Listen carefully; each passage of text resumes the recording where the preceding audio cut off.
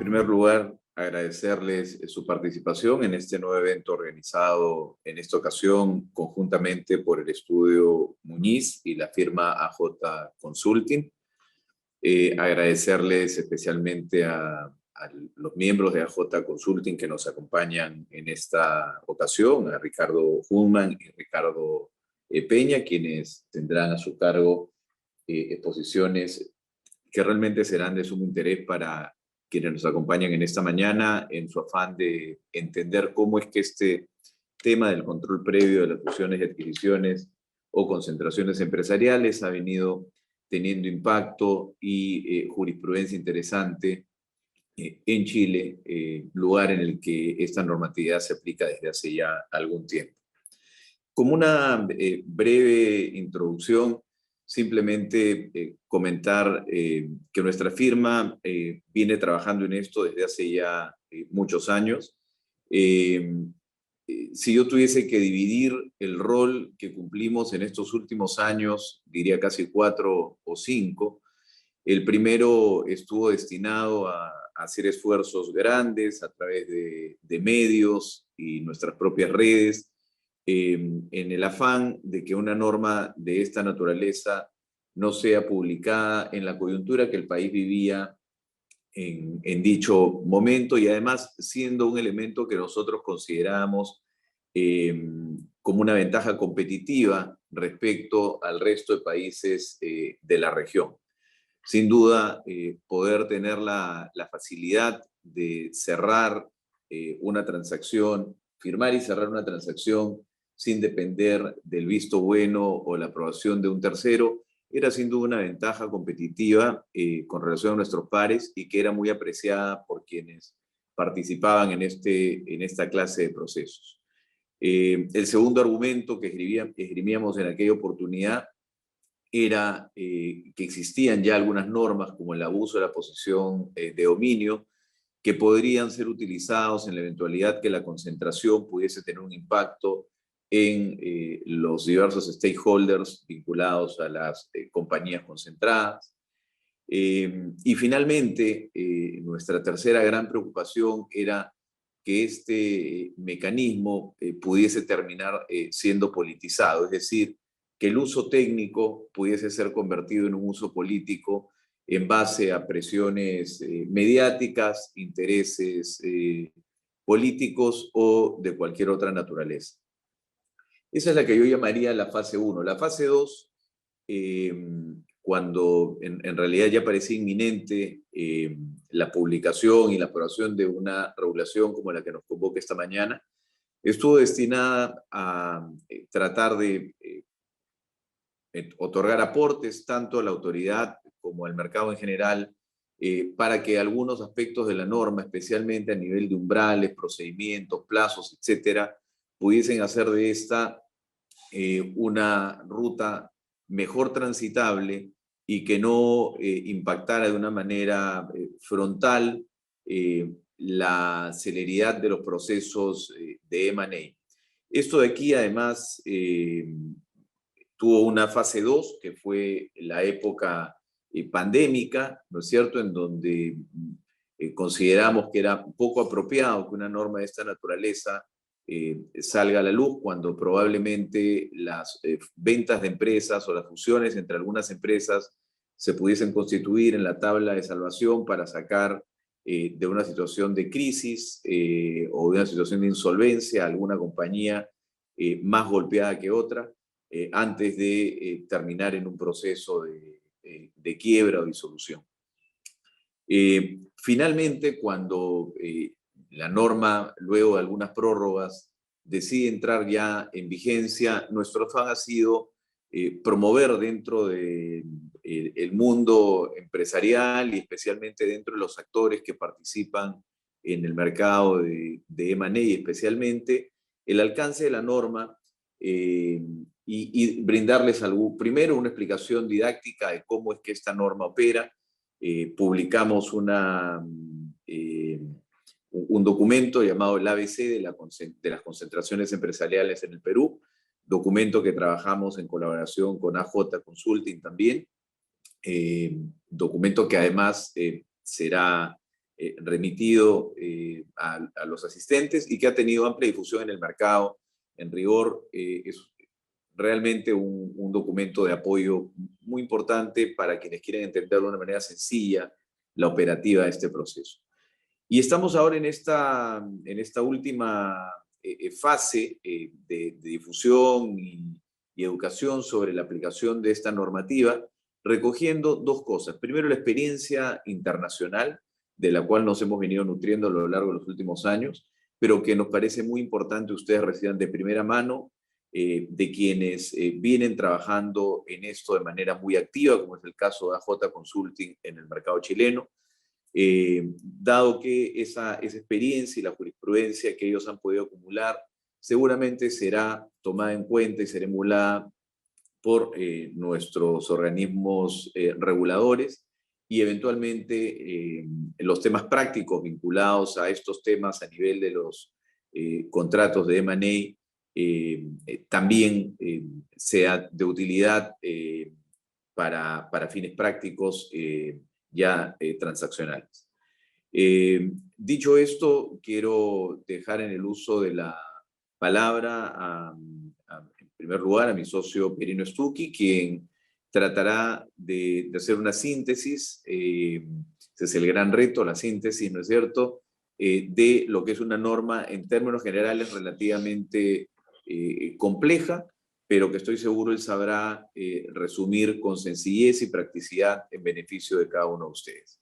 Sin más, entonces, dejo la palabra al doctor Pierino Stucchi, socio principal del estudio, encargado del área de Derecho a la Libre Competencia de Estudio Muniz. Adelante, Pierino. Gracias, Mauricio. Pues mi saludo para ti, para Ricardo, Richard y para todos los amigos presentes. Suscribo todo lo que has planteado al inicio y este trabajo que hemos hecho juntos, Mauricio, con nuestra firma, nuestros equipos de corporativo y el de antitrust de libre competencia en mi cargo, junto con AJ Consulting y toda la experiencia notable que tienen en Chile, nos dio este producto que en el desarrollo de las ponencias vamos a procurar sintetizar. Siguiente, Rocío, porque este producto que afortunadamente fue el primero, lo tienen allí disponible y lo tendrán también en remisión, nos presenta, ahí mostramos el índice, la síntesis de la regulación, la síntesis de los aspectos fundamentales que hay que tener en cuenta cuando en una fusión o adquisición tenemos que mirar hacia allá, hacia el Indecopi, para ver si es que hay algo que solicitar o no. Y también se analiza en este documento pues, los principales riesgos que hay que tener a la vista y cómo siempre con preparación y estrategia vamos a poder superarlos cuando sea necesario. Durante las presentaciones voy a encargarme, como decía Mauricio, de la primera parte de la síntesis para luego dejar a Ricardo y a Richard con la experiencia en Chile y mundial y cómo podemos tener a la vista este manejo de riesgos. Siguiente, por favor, Rocío. Y pues me sumo al saludo que has dado, Mauricio, ¿no? Tener como aliados y en esta alianza AJ Consulting de Chile, sumando pues la potencia que tiene nuestra área corporativa líder en concentraciones, lo que hemos hecho en antitrust también con la última concentración de Luz del Sur, con la empresa china por $3.600 millones, en puente con la experiencia de AJ Consulting que decíamos en coloquial, vienen del futuro, ¿no? Vienen con los años de aplicación de normas similares en Chile para poder en este análisis conjunto tener las soluciones que necesitamos. Siguiente, por favor. Voy a lo encargado. El contexto de esta regulación, siguiente, por favor, nos deja lo nuevo. ¿Qué es lo nuevo en temas de libre competencia que se vincula al asunto corporativo, a las transacciones? Es lo que marcamos en la flecha roja, el control de estructuras. Porque ya teníamos lo que está arriba, que es lo existente, que es el control de conductas. Ya teníamos persecución de cárteles. Cierto es que no teníamos, y eso lo conversamos mucho con Mauricio, casos en los últimos años donde se sancionara abuso de posición de dominio.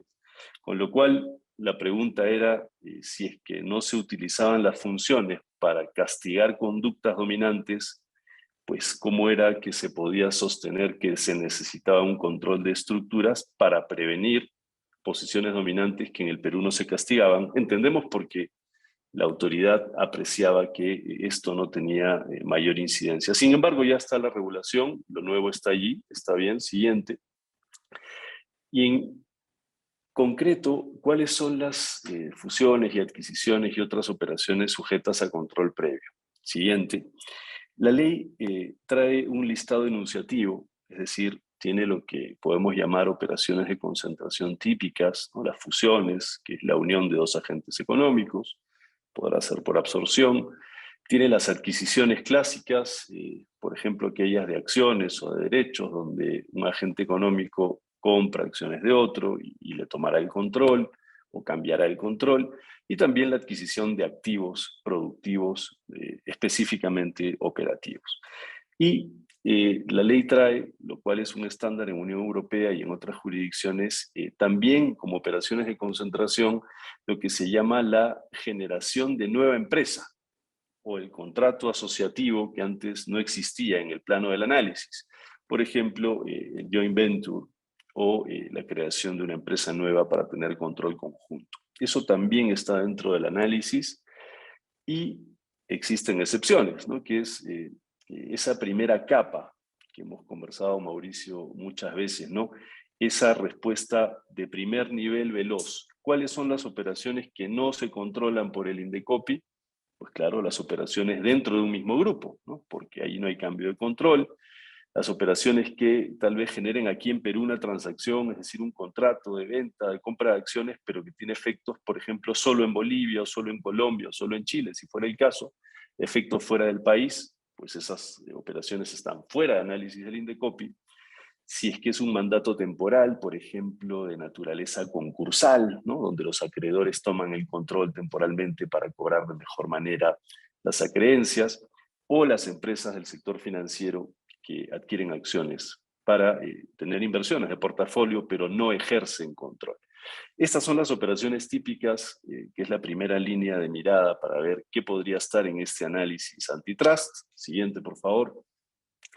Pero siempre, siempre la clave es que estas operaciones, para seguir en la línea de pensar que podríamos necesitar recurrir al Indecopi, siempre se trata de operaciones con cambio de control, ¿no?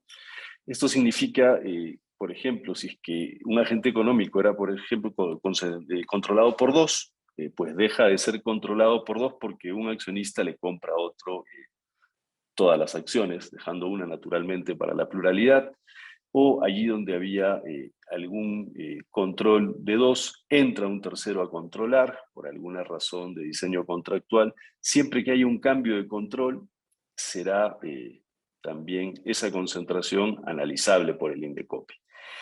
¿Qué tipo de control es el que analizará aquí la autoridad? Pues ese que permita tomar decisiones en el mercado, decisiones de estrategia competitiva.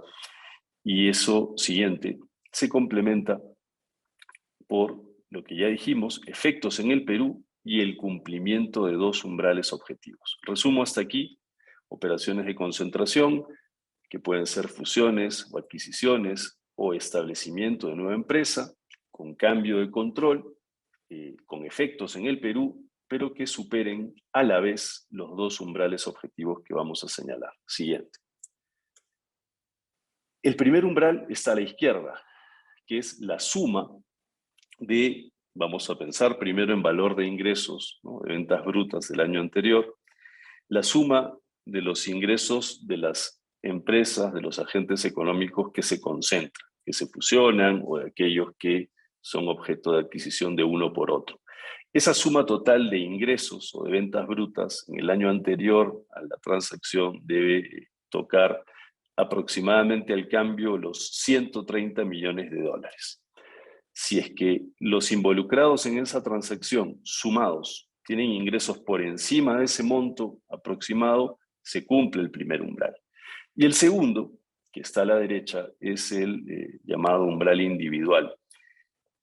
Al menos dos agentes económicos participan en una concentración. Podrían ser más, podrían ser tres, cual no será frecuente, pero en esa concentración el segundo umbral indica que al menos dos, cada uno, debe superar al cambio grueso un ingreso anual de 20 millones de dólares cada uno. Esto se moverá naturalmente con el tipo de cambio, Abajo a la derecha marcamos que hemos tomado un tipo de cambio de 4 y con un valor de UIT de 4.400 soles. Estos son los valores de ingreso. Siguiente. Pero los mismos valores, y ese fue un empeoramiento de la ley que salió del Congreso, los mismos valores, si es que no se cumplen por ingresos brutos anuales, pueden cumplirse y generar la obligación de notificar la concentración con efectos en el Perú, con cambio de control al Indecopi, si es que por valor de activos se superan los montos que hemos indicado. Se trata de activos ubicados en el Perú, considerados con valor contable, es decir, o por valor de ingresos o por valor de activos, se puede ingresar a este control a cargo del Indecopi. Siguiente.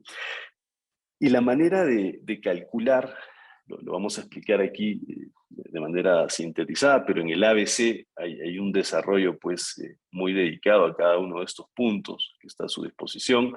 Cuando se trata de fusiones o de conformación de empresa en común, se suman los montos del valor de ingresos del año anterior o los valores de los activos de ambos agentes económicos, los que se fusionaran o los que establecieran esta empresa en común.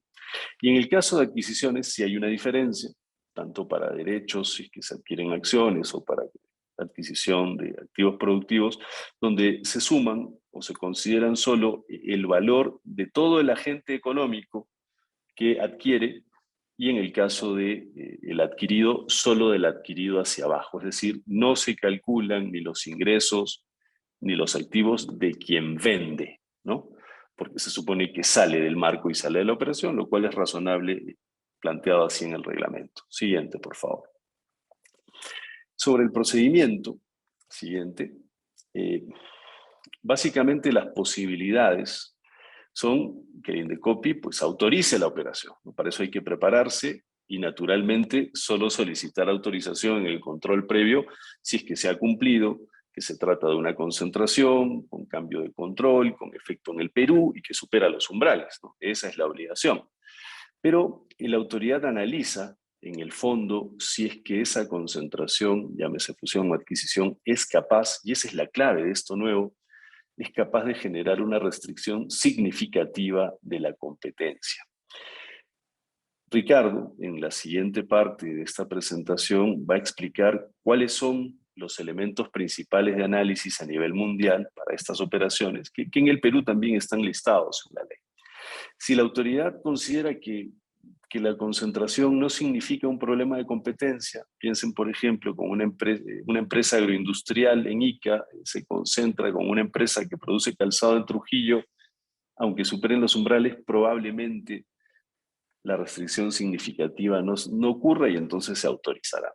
Pero si la autoridad evalúa de que en realidad quienes se concentran están en la misma cadena o son competidores, ahí entra un análisis mayor y entonces corresponderá evaluar si es que hay restricciones que se compensan, restricciones a la competencia, que se compensan con las eficiencias.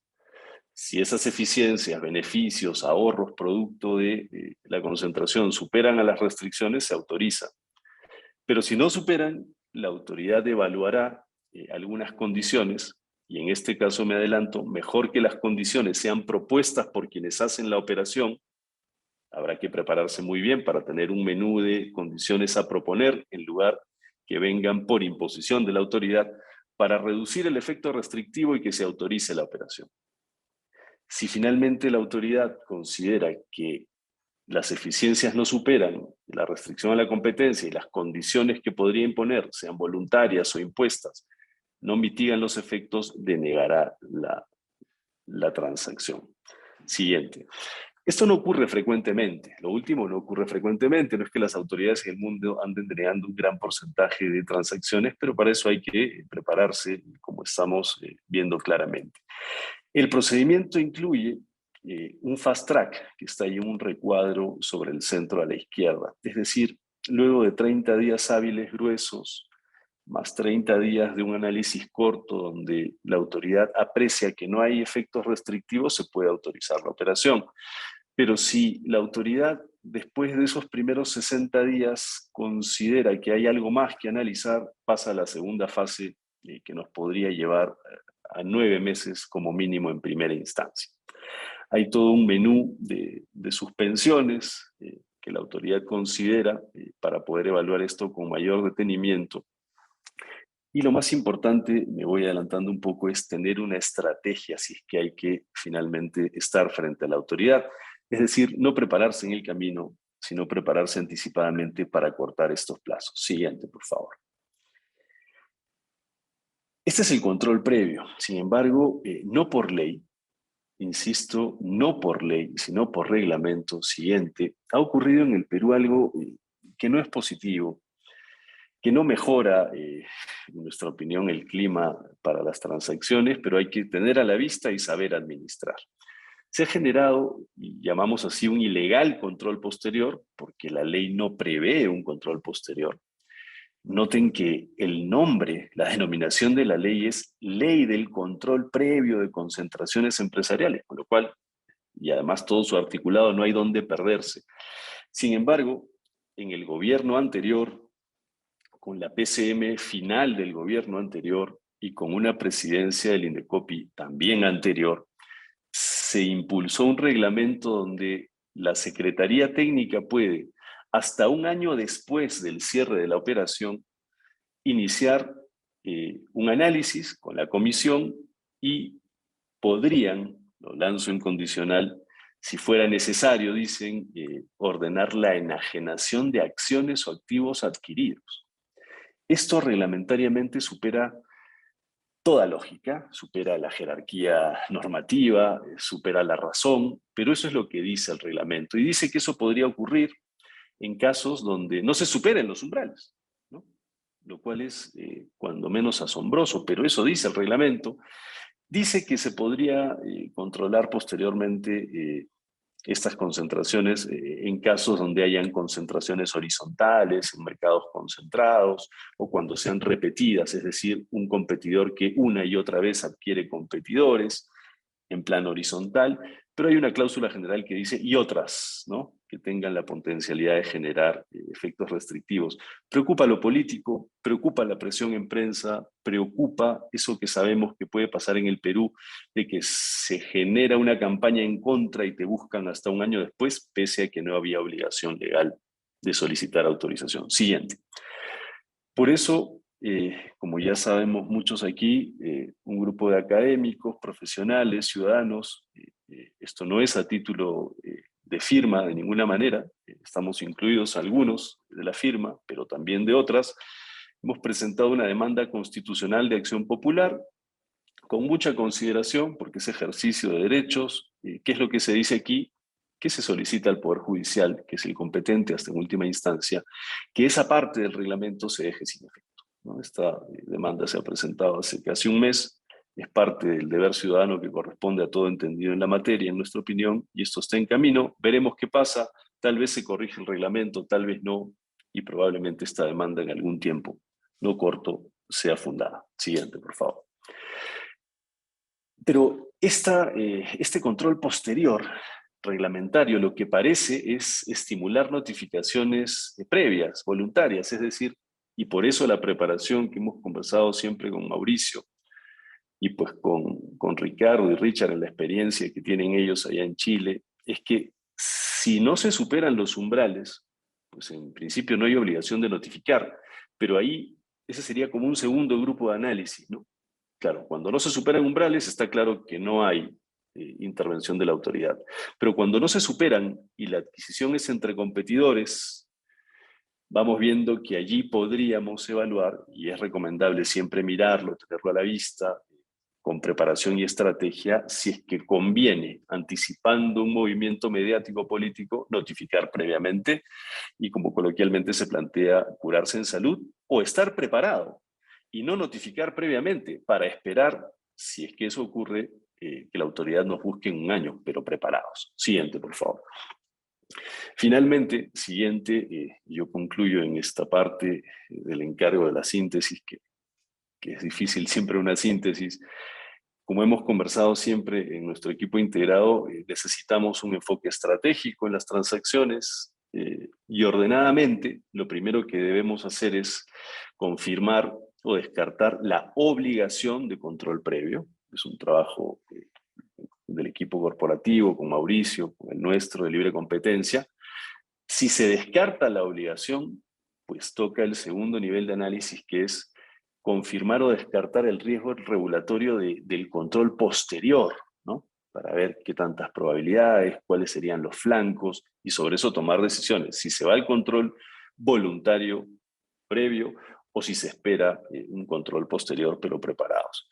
Y naturalmente, como en todo, evaluar ese costo-beneficio con la experiencia que corresponde y con un árbol de probabilidades. Siguiente.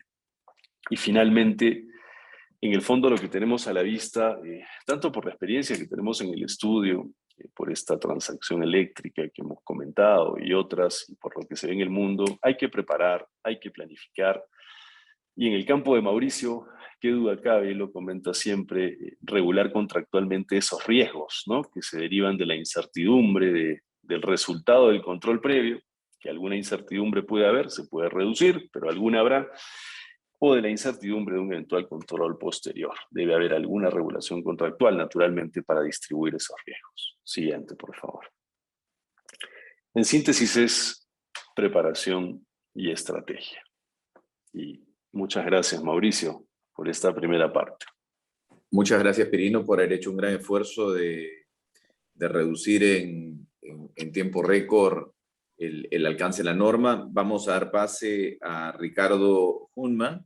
Mientras él se prepara, quizás el resumen, como siempre conversamos con Perino, hace poco tuvimos una entrevista grabada que los invitamos próximamente a visitar en redes. Como que aquí podemos distinguir tres tipos de operaciones, ¿no? Aquellas operaciones tipo 1, donde muy fácil uno dice, aquí no aplica la norma, vamos para adelante, as usual, como normalmente hemos trabajado los procesos de M&A. Hay una segunda, y en esa primera están cuando no hay cambio de control, cuando no se cruzan umbrales, etcétera, etcétera, ¿no? Lo ya comentado por Pirino. La segunda es una que nos ha creado la norma, que es que aunque en apariencia estamos en una posición de descarte natural, porque no se cruzan umbrales y cosas por el estilo, estamos pues en un sector relativamente sensible en donde podemos imaginar que la presión mediática y un Indecopi que pudiese, no digo que así sea, pero pudiese empezar a tener una visión más politizada que técnica, nos lleve necesariamente a hacer un análisis un poco más profundo. Y en tercer lugar están aquellas donde uno rápidamente dice, estas están de todas maneras, ¿no? Porque simplemente hay cambio de control y hay cruce de umbrales. Entonces, creo que una manera sencilla de decir, esta es nuestra mirada de tres tipos de transacción, se resumen esos tres niveles sobre los cuales estuvimos conversando con Perino en un café con hace pocos días y como les digo, debemos estar lanzando esto en nuestras redes en el transcurso de las próximas 48 horas. Le damos el paso entonces ahora a Ricardo Hunman. Adelante, Ricardo. En primer lugar, déjenme agradecerles, Mauricio y Perino, por esta iniciativa, por este webinar y por invitarnos a compartir con ustedes, también de alguna manera ir consolidando esta alianza estratégica con el Estudio Muñiz, en el cual estamos muy, muy honrados. Y felicitaciones también por generar este espacio para poder evaluar oportunamente, diría yo, los desafíos que conlleva y va a conllevar esta nueva regulación, esta nueva normativa sobre operaciones de concentración en Perú. Yo voy a, de alguna manera, tratar también de asumir resumidamente qué es lo que nos dice la experiencia, de alguna manera acumulada, tanto en Chile como en otros países en materias de operaciones de concentración, particularmente desde la visión de la normativa de libre competencia. En el caso particular de nuestro país, si bien tenemos una legislación que de libre competencia hace ya casi 50 años, muy consolidada. Diría que en materia de operaciones de concentración, esto se ha ido consolidando hace unos 15 años. En 2006 tenemos una primera guía, la Autoridad de Competencia, que se extendió hasta el año 2016, en el cual teníamos un régimen más bien voluntario o semi-involuntario de notificaciones. Y a partir del año 2017, ese sistema se modifica en Chile a recomendación, entre otras, de la OCDE, de la OECD, y pasamos a un sistema que se conoce como un sistema más bien mixto, es decir, en aquellas operaciones que se califican como operaciones de concentración y que superan ciertos umbrales. En ese caso, entonces, las empresas tienen, las fusiones, la obligación de notificarlo y solicitar la autorización, en este caso de la Fiscalía Nacional Económica. Y en caso de que no superen esos umbrales, entonces la posibilidad es hacer una notificación de carácter voluntaria. Por lo tanto, como ustedes van a poder apreciar, hay bastantes similitudes, ¿cierto?, entre lo que es la experiencia que tenemos en Chile y en general en el mundo, y lo que ustedes de alguna manera hoy día están también en fin, dando a conocer a partir de esta nueva normativa también en el caso del Perú. ¿Qué elementos se analizan? ¿Qué elementos se evalúan por parte de las autoridades? ¿Cuál es la experiencia que quisiera con ustedes precisamente compartir? De manera de que, como decía muy bien Pierino, a la hora de preparar esa estrategia, también conozcan ustedes cuáles son los elementos que naturalmente las autoridades van a revisar. Déjenme decirles que esto no es una novedad. Hoy día más de 125 países en el mundo tienen legislaciones de competencia y la gran mayoría de ellos tienen alguna forma de regular o no lo que son las operaciones de concentración. Si miramos Latinoamérica, solamente nuestra Latinoamérica, solamente países como Surinam, Belice, Guatemala y Cuba no tienen legislaciones de competencia. Todo el resto tenemos legislaciones de competencia y algunas más recientes, como el caso de Ecuador y Paraguay, pero todas avanzando también en estos esquemas de operaciones de concentración. Tal vez es bueno, y creo yo siempre es bueno reafirmar que las operaciones de concentración no son un elemento negativo. Por el contrario, las operaciones de concentración son un elemento frecuente y propio del sistema económico. Es propio de las empresas que funcionan adecuadamente, es propio del crecimiento de la economía, es propio del crecimiento de las empresas que de alguna manera van expandiendo también sus productos, sus ámbitos geográficos, que también van incorporando eficiencias y por lo tanto las operaciones de concentración son un elemento frecuente, insisto, absolutamente válido en las legislaciones. Sin embargo, ¿cuál es la preocupación de las autoridades? Y aquí hago, ¿cierto?, una visión, una panorámica general. La autoridad de competencia en el mundo, lo que les preocupa es que en algunas oportunidades estas operaciones de concentración pudieran, insisto en el pudiera, en el condicional, generar riesgos desde el punto de vista de libre competencia. Ustedes tienen que entender, y esto es muy simple, desde el punto de vista de libre competencia, si tenemos tres empresas que compiten en el mercado A, B y C, y se fusionan A con B, naturalmente el primer efecto es lógico que desaparece un agente económico del mercado, desaparece una empresa, y quedarían solamente dos. Y eso pudiera generar, desde el punto de vista de la autoridad, un riesgo, podría generar un riesgo de coordinación entre las dos empresas que quedan, pudiera generar un riesgo de prácticas abusivas, en fin. Y esa es la razón, el motivo por el cual señalaba muy bien Pierino, se hace necesario entonces por parte de la autoridad el exigir o el incentivar un control preventivo, es decir, ex antes. Y eso es lo que contienen entonces estas normas. Y muy excepcionalmente, hay normas que contemplan también este control ex post dentro de un periodo, por ejemplo, de un año, pero tiene que ser un procedimiento absolutamente reglado y que tiene que estar contenido dentro de una norma pertinente también de libre competencia. Eso es algo muy importante para evitar precisamente la discrecionalidad por parte de la autoridad. Para lo anterior, les decía, es fundamental contar con procedimientos claros, saber qué tipo de operación tiene entonces que ser de alguna manera sometida a este control previo. No todas las operaciones de concentración cumplen precisamente con esas condiciones. Segundo, ¿cuáles son los umbrales? Que muy bien señalaba Pierino, bajo los cuales o sobre los cuales es necesario someter a consideración de la autoridad. y por supuesto que existe un procedimiento conocido, reglado y no arbitrario que fije condiciones objetivas para todos los actores. Las empresas conozcan de antemano cuáles son los criterios que la autoridad me va a aplicar. Eso es sumamente relevante, insisto, de manera de evitar cualquier tipo de arbitrariedad. ¿Cuáles son los elementos que son esperables que se revisen por parte de la autoridad? ¿Qué es lo que nos dice la experiencia comparada?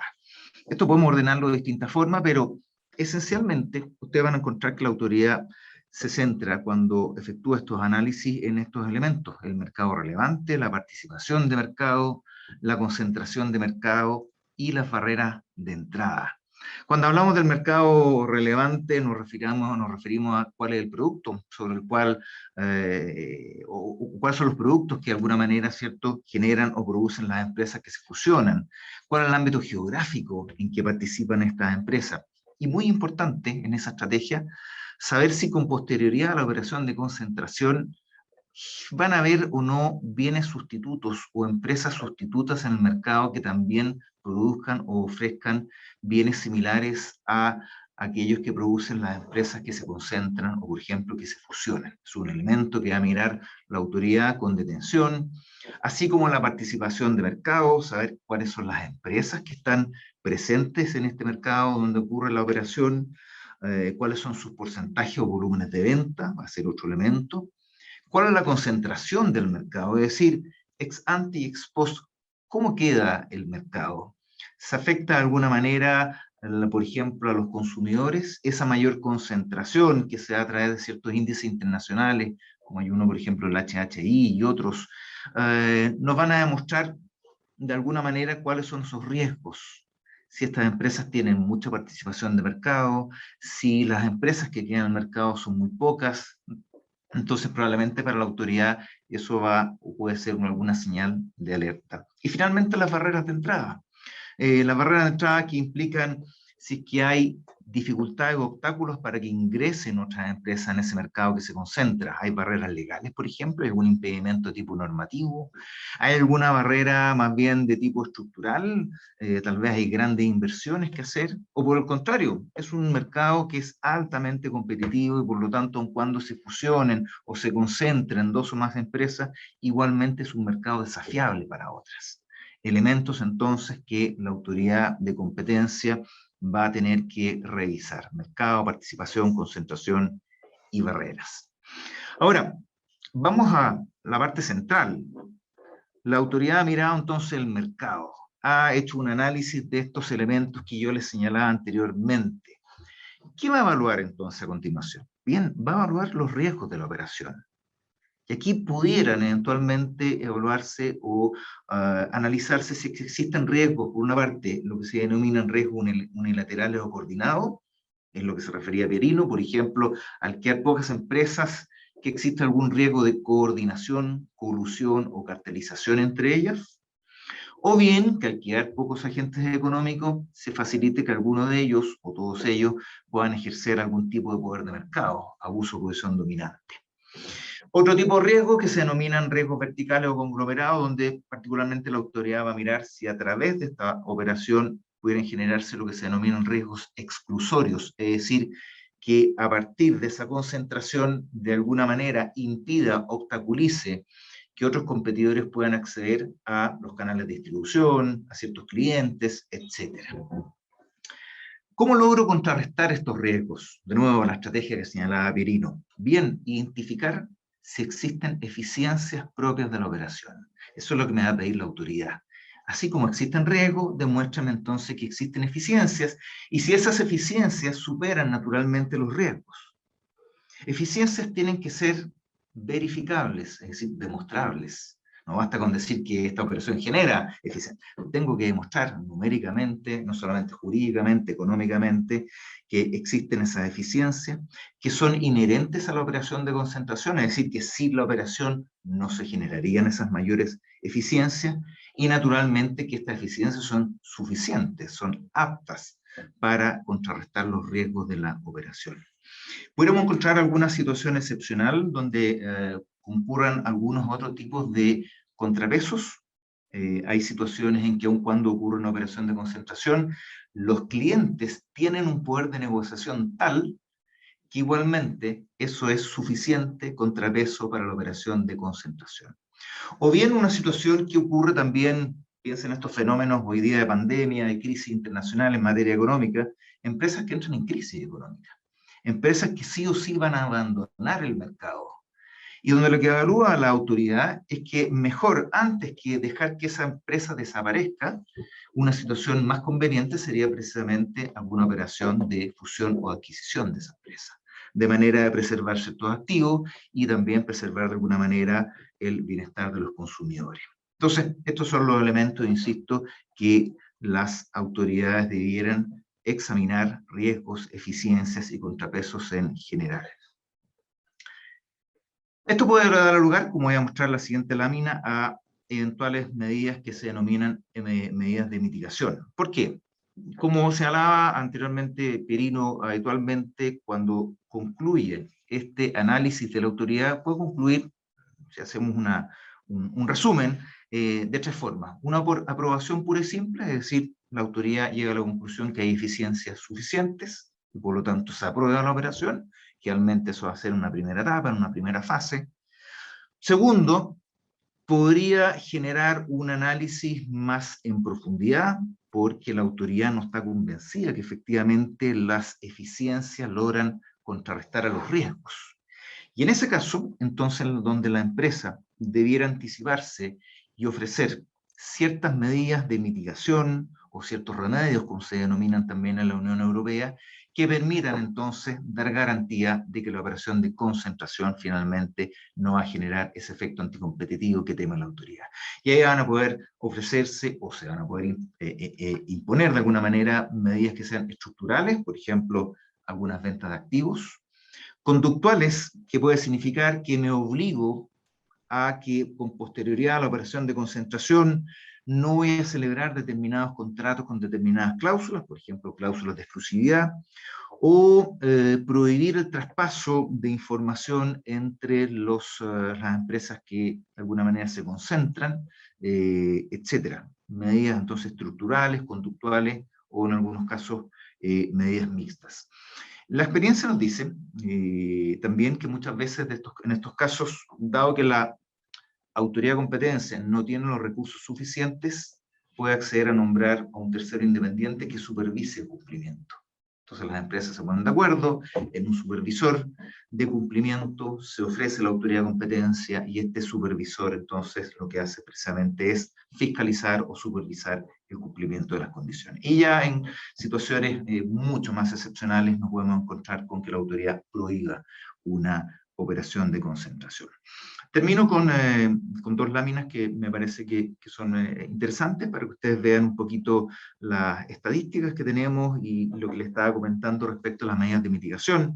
Aquí tenemos, por ejemplo, un cuadro de la Unión Europea que nos muestra los últimos años, entre el 2010 y el 2018, por ejemplo.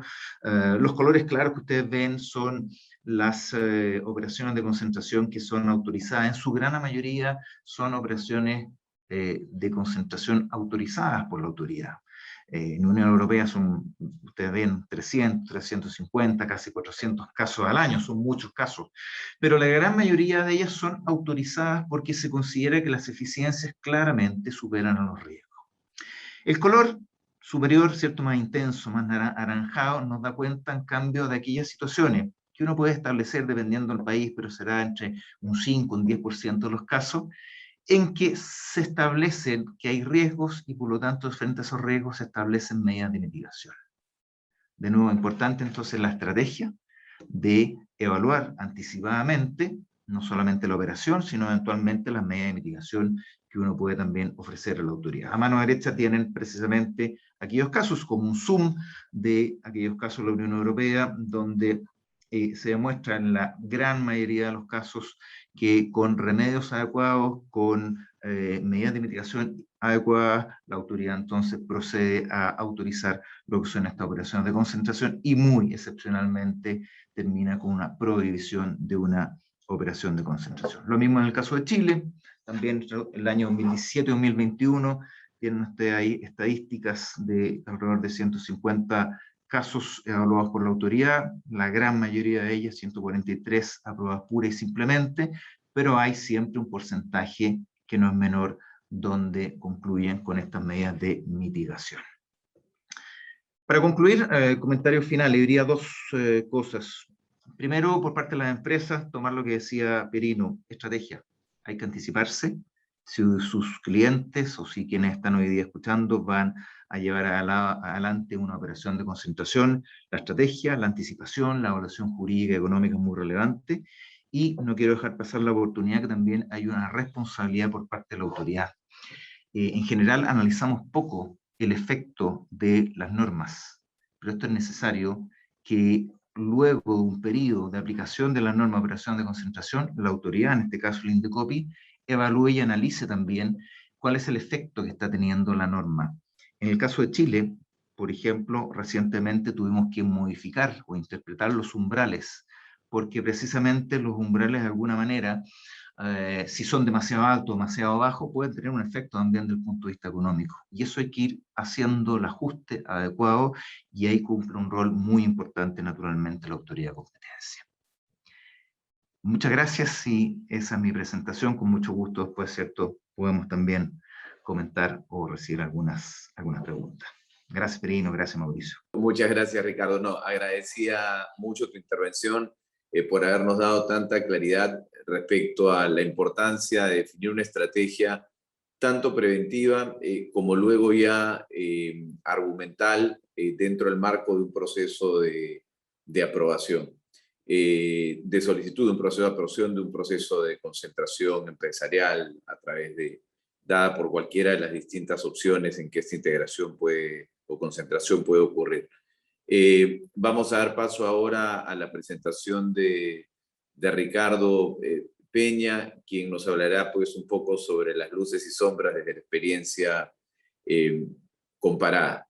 No debo dejar de mencionar algo que usualmente digo, es esta norma que, si bien es cierto, viene impuesta desde, digamos, es mayoritaria a nivel mundial, impuesta también por regulaciones internacionales o recomendada por organizaciones internacionales, siempre deja, cuando uno ve la estadística, esas inquietudes, ¿no? De decir cuántos procesos probablemente se hayan visto impactados innecesariamente por la norma, cuánto diferimiento en el cierre de transacciones que pudiesen haber generado eficiencias con mayor rapidez, mayor oportunidad, haber salvado situaciones de dificultad financiera de las compañías, etcétera, tuvieron que haber pasado innecesariamente, porque casi vemos pues un 90% de ellas o más son aprobadas sin mayor tipo de cuestionamiento, ¿no? Entonces siempre la pregunta que queda es, oye, ¿por qué no se hacía al revés? ¿Por qué no dejabas que esto ocurriera y en todo caso luego te reservabas el derecho, si veías alguna posición de dominio o algún daño que pudiese estar en la integración general del mercado, imponer alguna medida o alguna sanción específica, ¿no?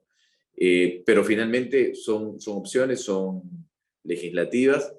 Quién sabe, cada una de estas cosas tiene sus propios riesgos, pero claro, la estadística uno lo deja sorprendido normalmente, ¿no? Porque es casi estándar, más del 90% de los procesos se aprueban sin reparos, pero claro, hay un costo-oportunidad al medio que las empresas han tenido que asumir, y quienes lidiamos en los procesos de M&A también negociar con ingenio y a veces algún nivel de dificultad. Muchísimas gracias, Ricardo, y damos paso entonces a Richard. Muy buenos días, Richard.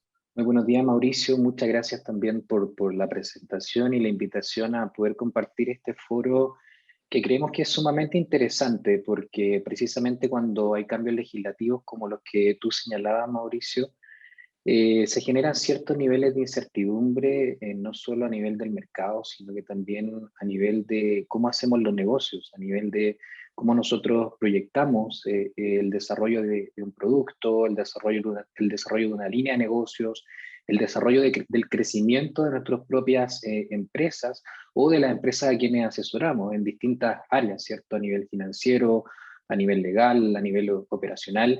Y por lo tanto, cabe hacer presente que estos cambios legislativos dentro de ese nivel de incertidumbre también generan ciertos riesgos, y parte de la conversación que estamos teniendo hoy día nos lleva precisamente a destacar ciertas luces y sombras de cómo nosotros podemos enfrentar estos riesgos que se generan por el alto nivel de incertidumbre que tiene la aplicación de una legislación nueva, pero también de una legislación que genera una obligación mayor para las empresas que eventualmente precisan, ¿cierto?, fusionarse o adquirir el control o hacer joint ventures que en la práctica pudiesen generar, como bien dicen todas las legislaciones de libre competencia en el mundo, potenciales riesgos anticompetitivos. Y la razón de que precisamente exista un control previo a nivel mundial, y hay bastante acuerdo a nivel doctrinario y a nivel práctico, ¿cierto?, es que precisamente operaciones de concentración o concentraciones empresariales en general pueden generar esos riesgos anticompetitivos que señalaba Ricardo en su presentación anterior. Nuestro foco ahora es precisamente cómo gestionamos esos riesgos, cómo nos enfrentamos a esos riesgos, cómo damos soluciones prácticas que en la práctica también nos permitan a nosotros poder gestionar adecuadamente un proceso de concentración empresarial. Cómo nosotros enfrentamos ese proceso de concentración empresarial con todas las herramientas, con toda la estrategia que tanto Ricardo como Pierino señalaban, y cómo damos forma a esa estrategia para evitar ciertamente enfrentarnos a un escenario adverso en el futuro. Independientemente que las estadísticas digan que en la práctica las operaciones de concentración, muchas de ellas terminan aprobándose, es muy fácil también darse cuenta que hay algunas estadísticas que muestran que hay una carga relevante de cara a un proceso de concentración empresarial en cuanto, por ejemplo, al diseño de medidas de mitigación, el diseño de remedio detrás de una operación. Y por lo tanto, la autoridad siempre está poniendo el foco en aquellos espacios donde puede de alguna manera intervenir más concretamente en el desempeño o en el desarrollo de esa operación de concentración y tratar de mitigar los potenciales riesgos que pueda generar. Algunas ideas preliminares y muy relevantes. Creo que es importante tener en cuenta que Perú no es la excepción, digamos, a la regla. Perú, al igual que Chile y muchos países, digamos, más de 90 países en el mundo ya tienen el proceso de notificación obligatoria. Preventivo, obviamente, pero es un proceso de notificación obligatorio, es decir, con las condiciones que tanto Pierino como Ricardo destacaron, que se cumplan, ¿cierto?, en ese escenario. Estos países ya están evaluando hace mucho tiempo operaciones de concentración y por lo tanto su pertinencia de operar en el mercado en esa forma. Ahora, respecto de los riesgos, algunos aspectos generales que hay que tener en consideración es que en la etapa preliminar, cuando nosotros pensamos que nuestra concentración empresarial puede implicar una notificación obligatoria, detrás de eso claramente hay una asesoría muy completa, hay un espacio de interacción con asesores expertos, legales, economistas, etcétera, para llegar a la conclusión si debemos notificar.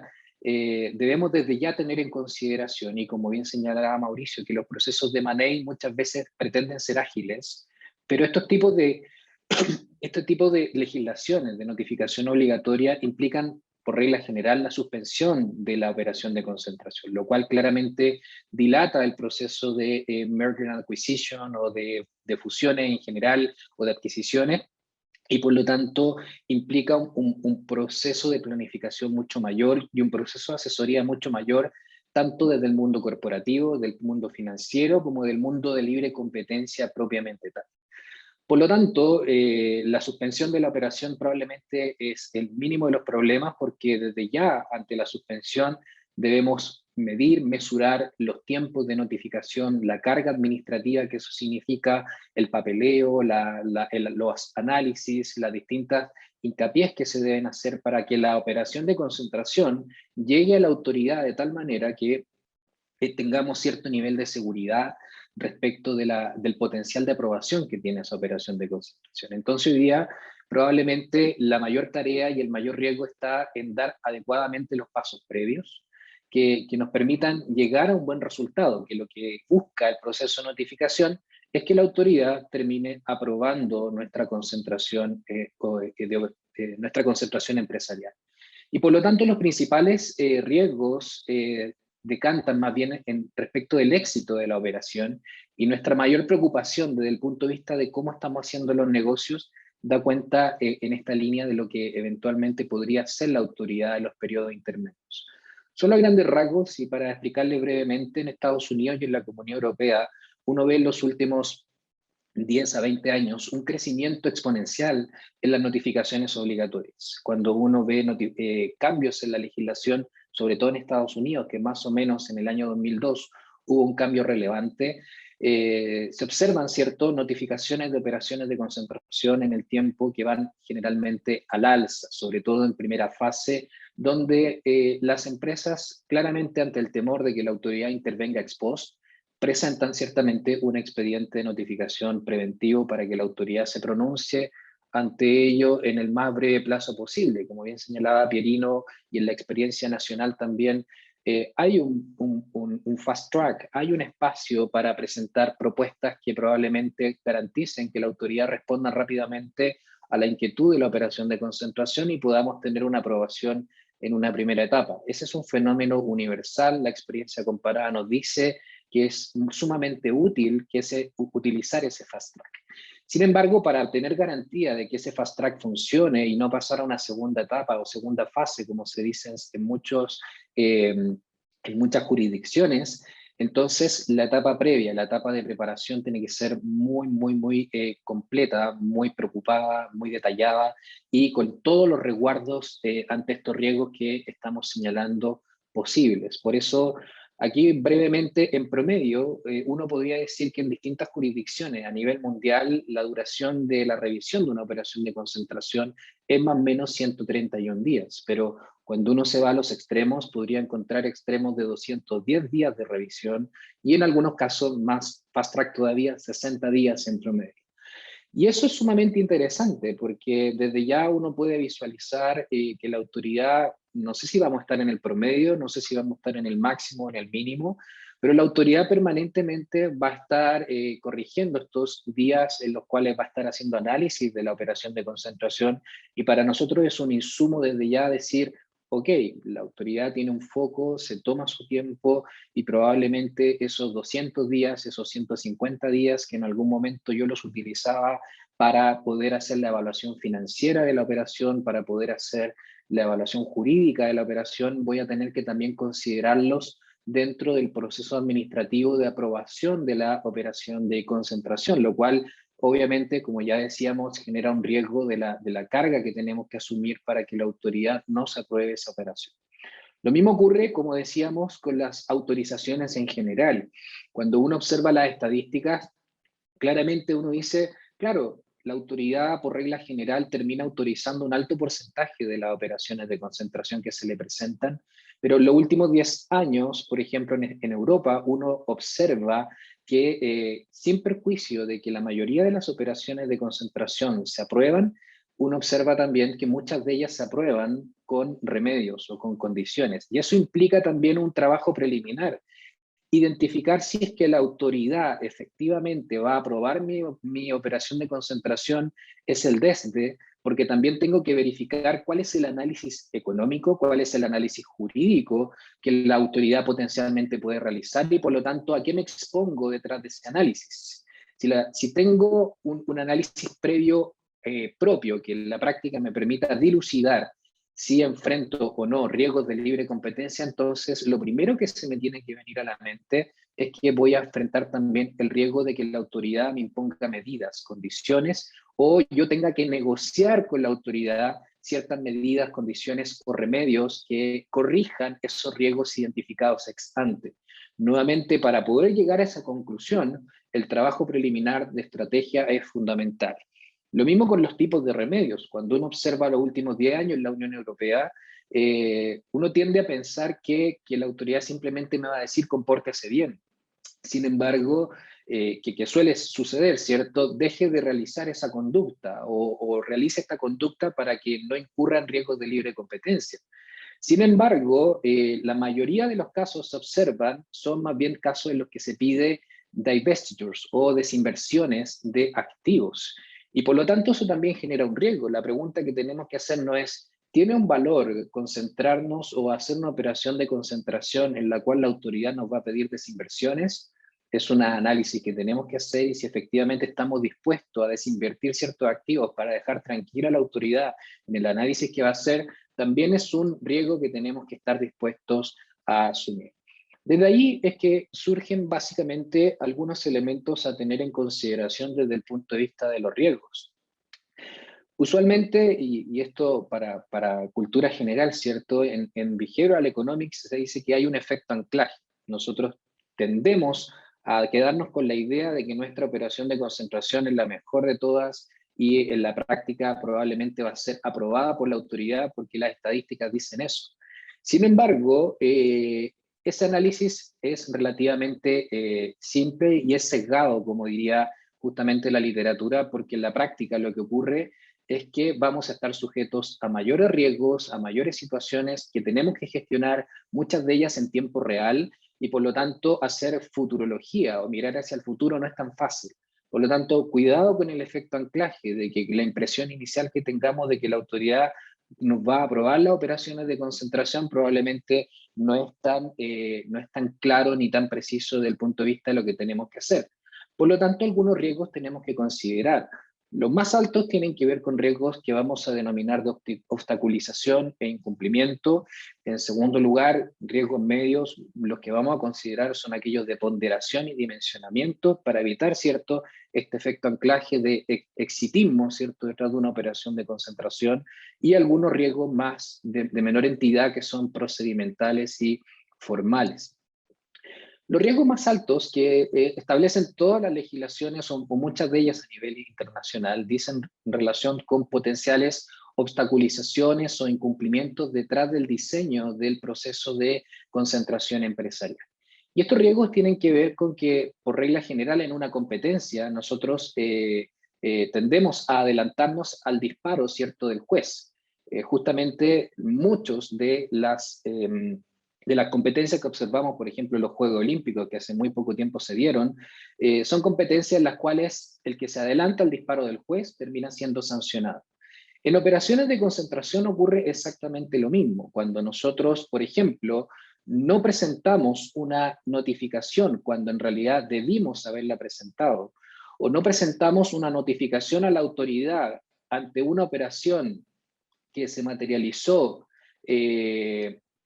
anteriormente a esa notificación y la notificamos posteriormente, entonces la autoridad podría sancionarnos por lo que se denomina gun jumping procedimental. El gun jumping básicamente es saltarse el disparo del juez o adelantarse al disparo del juez. Y por lo tanto, en la práctica lo que ocurre es que si nosotros no tomamos las medidas relevantes de resguardo, no analizamos, no evaluamos, no ponderamos adecuadamente el contenido de la operación de concentración, no la consideramos en su totalidad y tomamos las medidas para llegar a un buen resultado, entonces podríamos estar incurriendo en esta situación de gun jumping procedimental.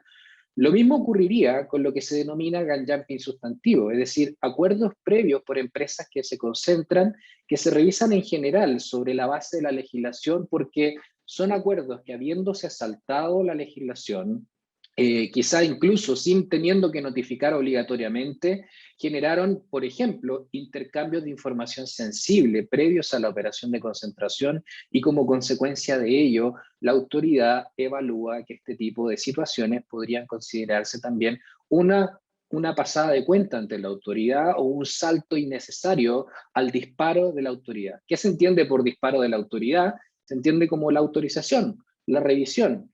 La experiencia nos dice, ¿cierto?, que es mejor acercarse a la autoridad, es mejor conversar con ella, es mejor evaluar si es que la autoridad va a emitir un disparo favorable o va a emitir un disparo en tiempo y forma, que adelantarse a esos procesos para evitar los riesgos que se generan y potenciales sanciones que, como vemos a nivel mundial, no son menores. Justamente en el caso de la Comunidad Europea, uno observa en los últimos años sanciones por 28 millones de dólares por el hecho de haberse saltado el proceso de notificación obligatoria, 125 millones de dólares en el caso Altis, donde uno dice, wow, o sea, si por haber incurrido en una conducta anticompetitiva yo puedo obtener sanciones cuantiosas, imagínense en el caso de gun jumping, de no haber concurrido a la autoridad a notificar oportunamente, claramente las sanciones también pueden ser bastante elevadas. Sin más, en el caso de China, uno observa en los últimos 5 años un incremento de los casos por gun jumping y casos que claramente tienen sanciones asociadas. Por lo tanto, no miremos con cierta ligereza, ¿cierto?, el potencial que tiene la autoridad detrás de esta nueva normativa de aplicar sanciones por estos riesgos que se materializan, que son altísimos, de gun jumping procedimental. Algunos otros importantes, que son los riesgos de ponderación y dimensionamiento, y que tienen que ver con cómo nosotros le damos sentido a nuestro proceso de concentración empresarial. Y claramente ahora el sentido no es solo financiero, no es solo jurídico, sino que también tiene un elemento relevante, que es el de libre competencia. Darle sentido al proceso de concentración empresarial implica que evaluemos si, primero, nuestra operación de concentración es o no una operación de concentración evaluable por la autoridad a la luz de la legislación vigente. Si cumplimos con los umbrales, como decía Ricardo y Pierino, si efectivamente tenemos claridad de ciertas situaciones que pudiesen gatillar estos riesgos de gun jumping procedimental o sustantivo, como por ejemplo empezar a hacer inversiones menores, celebrar ciertos acuerdos que son más bien del tipo vinculantes, o empezar a comprar activos anticipadamente provenientes de la operación de concentración, pueden gatillar que hagamos lo que la autoridad dice, que es perfeccionar anticipadamente la operación. Y perfeccionar anticipadamente la operación de concentración implica que estamos incurriendo en el riesgo de gun jumping y por lo tanto potenciales, quizás concretas, sanciones de cara a la autoridad. Por lo tanto, es importante tener en consideración estos elementos, incluyendo la realización del expediente de consulta. El expediente de consulta, el que va a la autoridad para que ellos evalúen y hagan el análisis, no es trivial, no es un expediente sencillo, no es solo un escrito, implica entender que la autoridad va a evaluar si mi notificación está completa, si el estudio, las encuestas, los análisis económicos y jurídicos son correctos, y por lo tanto poder llegar a la autoridad con un expediente completo y potencialmente perfecto es sumamente interesante. Aquí simplemente algunos otros ejemplos de casos en la Unión Europea que ocasionaron multas: 28 millones, 125, 80 millones, 20 millones de euros por haber ponderado inadecuadamente la operación de concentración y haber incurrido probablemente en uno de los riesgos más relevantes que acabamos de señalar, que es el riesgo de gun jumping procedimental y sustantivo.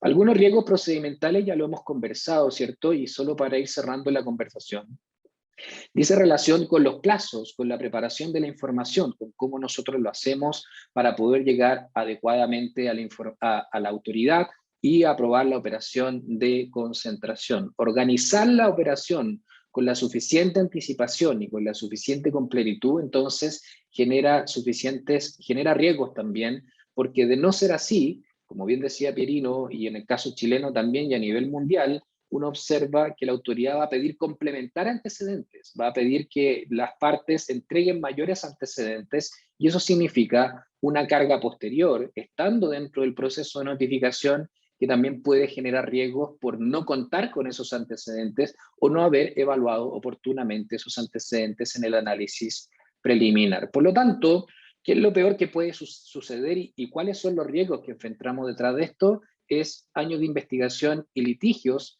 mientras que el resultado de la operación es incierto. ¿Qué otro riesgo es importante? ¿Qué es lo peor que puede pasar? Incluso una aprobación condicional generalmente implica desinversiones u otros remedios, por lo tanto no es tan trivial pensar en que la operación de concentración pudiese ser aprobada, sino que también es relevante pensar en potenciales condiciones de cara a la operación de concentración. Y luego puede ocasionarse por una operación de concentración mal ponderada o inadecuadamente preparada, que la autoridad termine bloqueando definitivamente la concentración empresarial. A modo de conclusión y algunas recomendaciones entonces, y con esto cierro mi exposición, debemos pensar entonces cómo nos preparamos, qué hacemos frente a estos riesgos y qué elementos podemos considerar para efectos de llevar adelante un buen proceso de concentración empresarial en materia de libre competencia. Ya lo dijimos, sobre todo evaluación de riesgos, y los riesgos se evalúan necesariamente con asesoría experta, o sea, justamente estábamos de alguna manera muy acostumbrados en el mundo corporativo, y es lo que ha sucedido en todas las introducciones de procesos de notificación obligatoria, que los procesos de concentración son relativamente fáciles de hacer, son relativamente fáciles de negociar en lo financiero, en lo jurídico y por supuesto también en lo económico, cuando tenemos la experiencia para ello.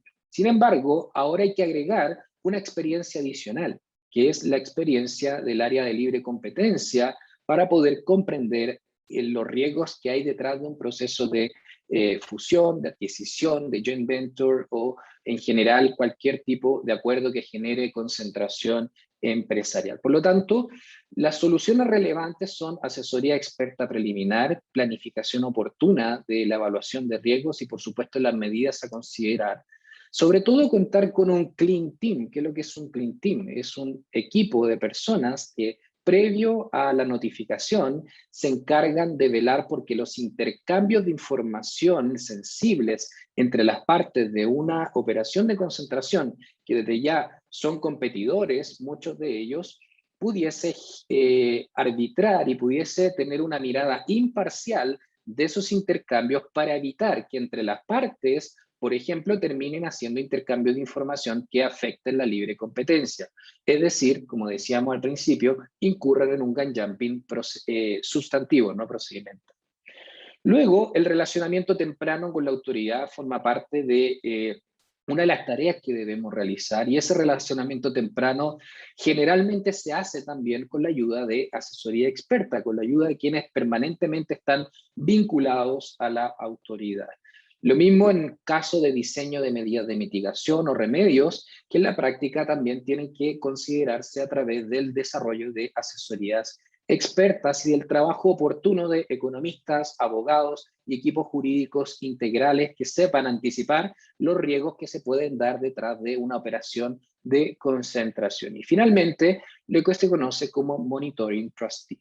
Por regla general, la autoridad va a valorar adecuada y oportunamente que las partes propongan un encargado de cumplimiento o un supervisor de cumplimiento ex post. Eso se llama, esos son los monitoring trustee, es decir, entidades que posteriormente a la aprobación de la operación de concentración tengan las facultades de reportarle a la autoridad independientemente, pero a su vez interactuar con las partes de la operación de concentración para velar porque las condiciones se cumplan adecuadamente, sobre todo aquellas que son conductuales o aquellas que son más bien estructurales, como las desinversiones. Por lo tanto, algunas soluciones interesantes implican tener un esquema de trabajo, desarrollar una estrategia orientada a estos ítems muy relevantes y por lo tanto implica medir cuál es nuestro apetito al riesgo detrás de la notificación de una operación de concentración.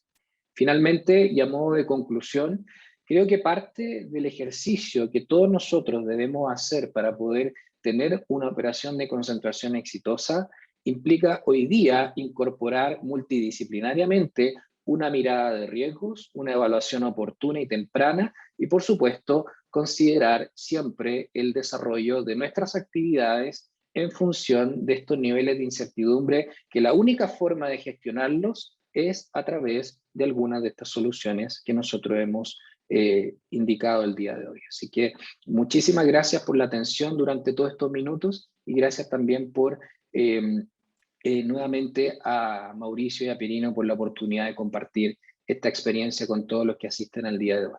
Muchas gracias, Richard. Reiterarles el agradecimiento a nuestros expositores, Ricardo, Richard y Pirino. En realidad han logrado cumplir el gran reto, era el tiempo para la explicación tan detallada de todo este nuevo marco normativo con el que estamos enfrentándonos, quienes participamos activamente en estos procesos de concentración empresarial. Lo didáctico, claro y preciso con lo que nos han traído, perdón, el día de hoy, y las recomendaciones tan claras sobre cómo proceder, no hacen sino para mí ratificar la alegría de la alianza que tenemos con AJ Consulting y la absoluta seguridad de que el trabajo conjunto en equipo del área de competencia, J Consulting y el área de M&A puede ofrecer al mercado la mejor solución para lidiar con esta nueva regulación y salir de ello con un resultado exitoso. Si hubiese alguna pregunta final de nuestros asistentes, con todo gusto podemos atenderla. Yo le agradecería a Arturo Ferrari, gerente de imagen del estudio, que pueda ayudarnos a ver de atenderla. Si no, aquí Leo, si se podría compartir la presentación, por supuesto, así lo haremos. Vamos a tratar de incorporarla también a través de nuestras redes, de manera tal que puedan acceder a ellas, sobre todo en LinkedIn, con todos los datos de contacto para que puedan libremente acceder a cada una de las personas respecto a las cuales, en función a su exposición, hubiese quedado alguna duda o inquietud. Muchas gracias a todos, que tengan un buen día, que sus familias se mantengan en salud y un fuerte abrazo.